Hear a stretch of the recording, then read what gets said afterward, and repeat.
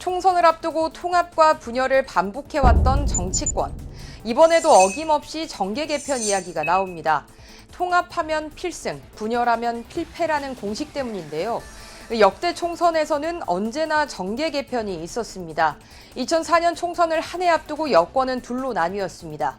16대 대선에서 노무현 대통령을 탄생시켰던 집권 여당인 새천년민주당 내부에서 새로운 정치 세력이 필요하다는 목소리가 터져나온 것이 도화선이 된 겁니다.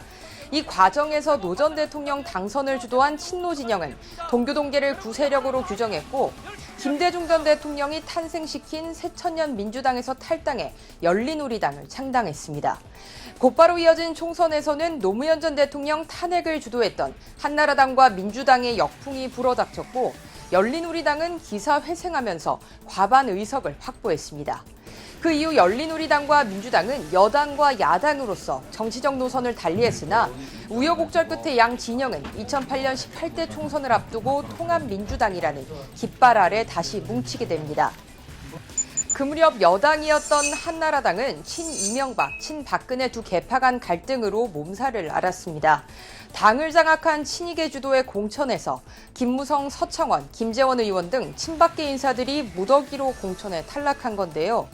친박계는 공천 학살이라고 반발하며 탈당을 하고, 공천 탈락자들은 친박연대를 구성해 총선에 출마하게 됩니다. 당시 수족이 우르르 떨어져 나가는 장면을 지켜볼 수밖에 없었던 박근혜 전 한나라당 대표의 저도 속고 국민도 속았다는 분노 섞인 발언도 이때 나왔습니다. 원칙들이 있지 않습니까? 그거를 저는 믿고 싶었고 믿는다고 얘기를 했습니다. 꼭 그렇게 해주시라. 그분들은 참 억울한 일을 당한 분들이기 때문에 그분들이 어떤 선택을 하건 간에 잘 내시기를 바랍니다. 그분들의 건수를 빕니다.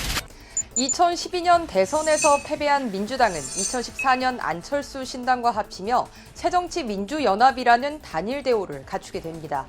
하지만 새정치민주연합은 2016년 총선을 앞두고 또다시 분열의 길로 접어들게 됩니다. 안철수 의원이 새로운 정치 세력을 만들겠다고 선언하며 자신이 만든 새정치민주연합을 끝내 탈당한 겁니다. 밖에서라도 강한 충격으로 변화를 이끌어내야 합니다. 새누리당 세력의 확장을 막고 더 나은 정치, 국민의 삶을 돌보는 새로운 정치로 국민께 보답할 것입니다. 이후 안 전 대표는 당내 호남 의원들과 국민의당을 창당했고, 호남을 중심으로 녹색 돌풍을 일으키며 일약 원내 제3당으로 도약하는 성과를 거둡니다. 하지만 2017년 박근혜 전 대통령 탄핵과 문재인 대통령의 당선은 또 정치 지형에 큰 변화를 불러옵니다. 국민의당은 자유한국당 탈당파들이 만든 바른정당과 합쳐 바른미래당을 창당했고, 이 과정에서 천정배, 박지원, 정동영 의원 등 국민의당 호남계는 통합에 반대하며 민주평화당을 창당하게 됩니다. 결국 정치권은 지난해 지방선거 이후 민주당, 한국당, 바른미래당, 민주평화당, 정의당 등 5당 체제로 재편됐습니다. 하지만 이것도 잠시 21대 총선을 앞두고 민주평화당이 다시 분당의 기로에 서면서 야권발 정계 개편에 불씨를 지폈습니다. 당내 비당권파 모임인 대한정치연대가 제3지대 친당 창당을 위해 평화당을 탈당하기로 뜻을 모은 겁니다. 오늘 대한정치 소속 의원들 전원은 민주평화당을 떠나기로 결심했습니다. 8월 12일 월요일 11시에 전원이 참여하는 기자회견을 통해 결행하고 밝히겠습니다.